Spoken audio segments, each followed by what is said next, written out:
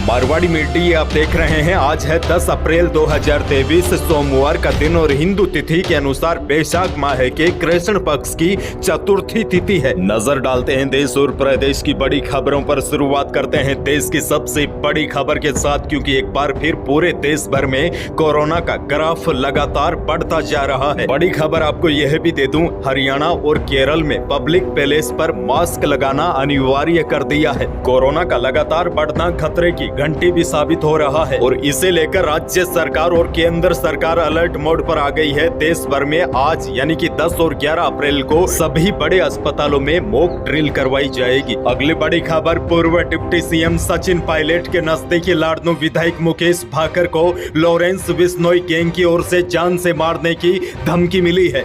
यह धमकी भाकर को 3 अप्रैल को रात 11 बजे मिली थी। भाकर के नंबर पर 2 नंबरों से फोन आया, जिस पर धमकी देने वाले ने खुद को रोहित गोदारा बताया और कहा कि वह उसे जान से मार देंगे। जिसके बाद भाकर ने एसपी नागौर को इस धमकी की जानकारी दी। भाकर किसी निजी काम से बाहर थे और लाडनू आने के बाद मुकेश भाकर ने रोहित गोदारा के खिलाफ मामला दर्ज करवा दिया है। वहीं जिन नंबरों से फोन आया था उसकी जाँच की जा रही है। संभवतः बदमाशों ने इंटरनेशनल कॉल का इस्तेमाल किया है। आगे बढ़ते हैं, क्योंकि राजस्थान की राजनीति से जुड़ी सबसे बड़ी खबर है। सचिन पायलट ने एक बार फिर खोला गहलोत सरकार के खिलाफ मोर्चा। 11 अप्रैल को बैठेंगे अनशन पर।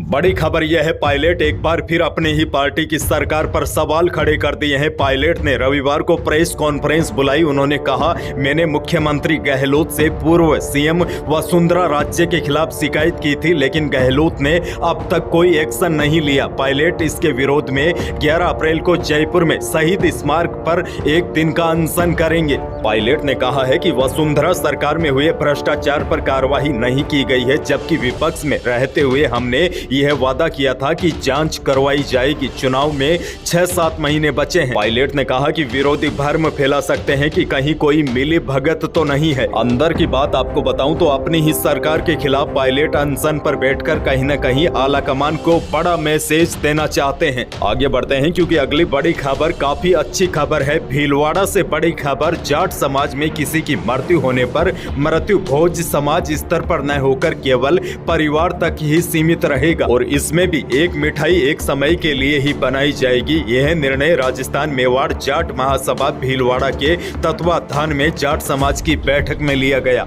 और देखिए, सच्चाई आपको यह भी बता दूं, शिक्षित होने के बावजूद भी हम सब कुरीतियों को बढ़ाने में जुटे हैं, जैसा कि दहेज प्रथा, शादियों में शराब परोसना और विशेषकर शादियों में दिखावे के लिए अनाप शनाप खर्चा कर देना। कई बार तो कुछ लोग खाली दिखावे और होड़ के चक्कर में शादियों में इतनी फिजूल खर्ची कर देते हैं कि बाद में उनको इसका खामियाजा भी उठाना पड़ता है।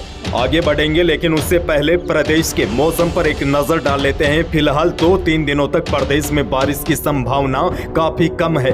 पूर्वी राजस्थान के 15 जिलों और पश्चिमी राजस्थान के 10 जिलों को लेकर फिलहाल मौसम विभाग ने कोई भी अलर्ट जारी नहीं किया है। हालांकि किसानों को बहुत ज्यादा सतर्क अभी भी रहना होगा, क्योंकि मौसम साफ है, गर्मी तेज है और खेतों में पड़ी फसलें सूख चुकी है और खेतों में आग लगने जैसी घटनाएं भी काफी ज्यादा सामने आ रही है। जोधपुर से बड़ी खबर है। जोधपुर के तिवरी के आसपास चावंडिया गांव में खेत में आग लगने से गेहूं की पकी पकाई फसल जलकर खाक हो गई।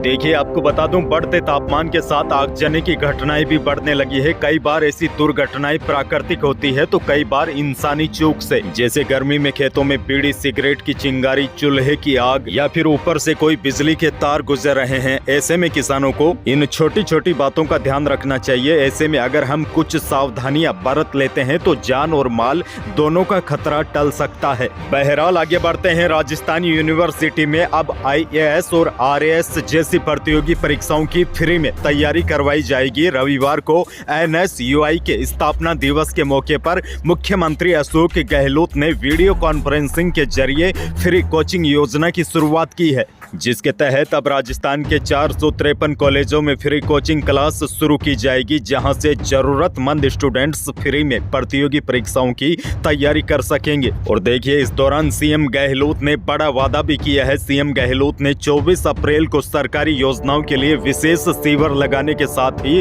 रक्षाबंधन पर महिलाओं को फ्री मोबाइल फोन देने का वादा किया है।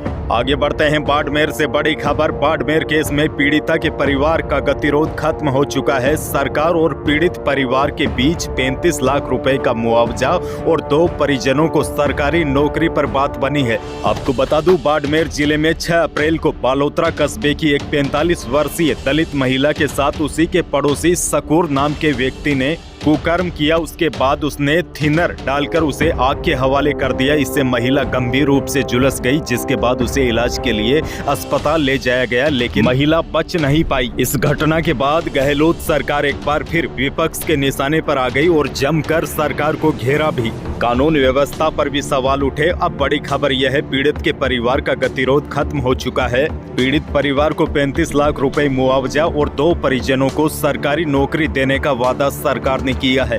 यही थी आज की कुछ बड़ी और महत्वपूर्ण खबरें। वीडियो को लाइक करना बिल्कुल न भूलिए और चैनल पर नए हैं तो सब्सक्राइब भी कर लीजिए ताकि आप अपडेट रहे बड़ी खबरों से। धन्यवाद।